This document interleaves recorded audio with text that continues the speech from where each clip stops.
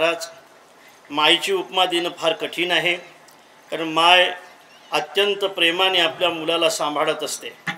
ऐशी कडवड्याची जाती करी लाभावीन प्रीती म्हणणारी करणारी जर कोण असेल तर ती फक्त माय आहे.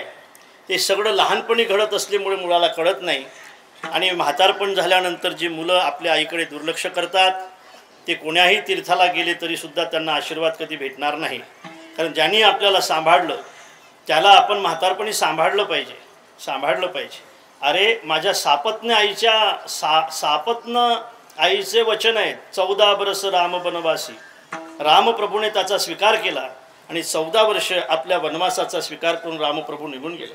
माझी आई म्हणत असेल ना की माझा भरत गादीवर बसला पाहिजे आणि राम 14 वर्ष वनवासात गेला पाहिजे, आईचं जर हे वचन असेल तर गादीवर भरतच बसेल, काही झालं तरी चालेल, आणि राम वनवासातच जाईल. अरे तुमची सापत्न्य आहे ते लखनजी म्हणतायत. कोणाचं ऐकताय दादा तुम्ही? कोणाचं ऐका? किन नाम कृपनम दैवम अशक्यम अभिशंकसे विक्लभो वीर्यहीनो मदैवम परिउपासते. रागाने बोलताय. प्रारब्ध म्हणताय तुम्ही. प्रारब्ध म्हणून तुम्ही वनवासात जाताय. अरे आपण प्रयत्न केले पाहिजेत, आपण क्षत्रिय आहोत. प्रारब्धाच्या भरोशावर आपण जगायचं नसते दादा. प्रारब्ध म्हणताय तुम्ही.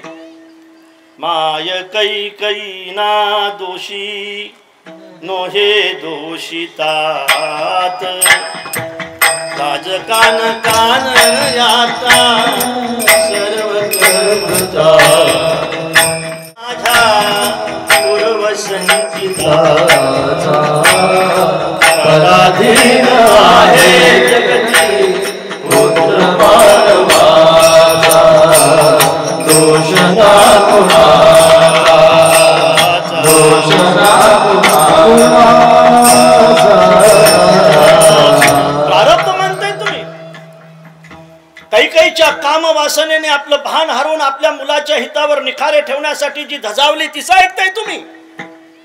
प्रोत्साहितो यं कैकेय्या संतुष्टो यदिन पिता अमित्रभूतो. हा महत्वाचा आहे रामेश्वर महाराज. अमित्रभूतो. जो बाप देशाच्या विरोधात आहे, जो बाप देवाच्या विरोधात आहे, जो बाप धर्माच्या विरोधात आहे, तो बाप असला तरी बद्धता. लक्षात आलं? तो बाप असला तरी बद्धता, आणि बांधून जमत नसेल तर वध्यतामपि. तुमच्या लक्षात आलंय का? जो बाप देवाच्या विरोधात आहे ना, जो बाप देशाच्या विरोधात आहे ना, जो बाप धर्माच्या विरोधात आहे ना, तो बाप असला तरी बद्धता, आणि बांधून जमत नसेल तर वध्यतामपि. देश महत्वाचा आहे, बाप नाही. बस देश महत्वाचा आहे. विठाला विठाला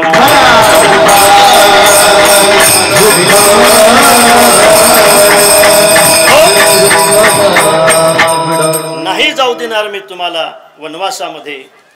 पण त्यावेळेला रामप्रभूने लखनजीला समजून सांगितलं. मला पुढे सांगू द्या. ज्या वेळेला लखनजी सुमित्रा मातेच्या भेटीसाठी जातात आणि सुमित्रा मातेला सगळा वृत्तांत समजल्यानंतर सुमित्रा लक्ष्मणाचा हात पकडते आणि म्हणते, लखन माझा राघव जर वनवासात जात असेल तर तुझं अयोध्येत काय काम आहे रे? आता पुढचं वाक्य ऐका. सुमित्रा काय म्हणते? रामम दशरथम विद्धी माम विद्धी जनकात्मजा अयोध्याम अटवम विद्धी गच्छतात इथा सुखम.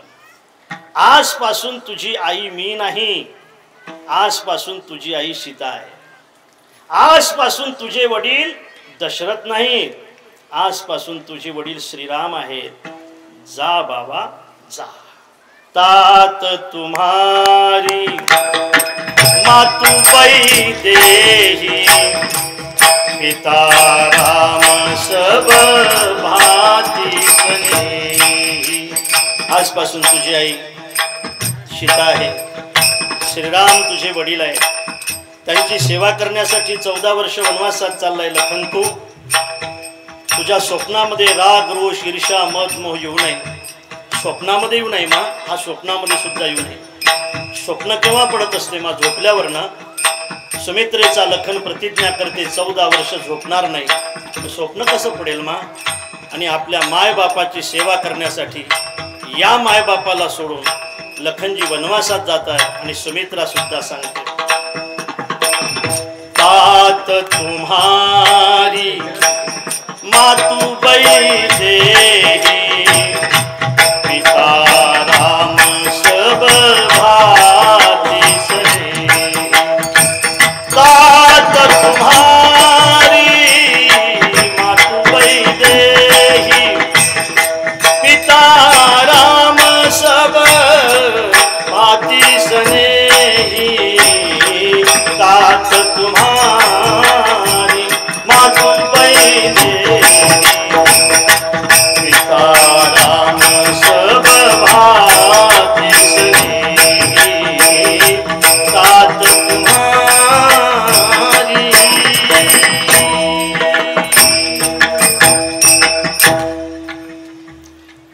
आई आणि तुझे वडील श्रीराम आणि सीता आहेत. म्हणजे या ठिकाणी सुद्धा सुमित्रा मातेने सांगितलंय की तुझे वडील कोण आहेत. अर्जुन सुद्धा म्हणतोय गीतेमध्ये नाही का, तू गुरुबंधू पिता, तू आमची इष्ट देवता, तुझी सदा रक्षिता, आपदी आमुते.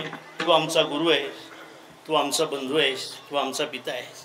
तुकोबाराय सुद्धा म्हणतायत कृष्ण विठ्ठल माय.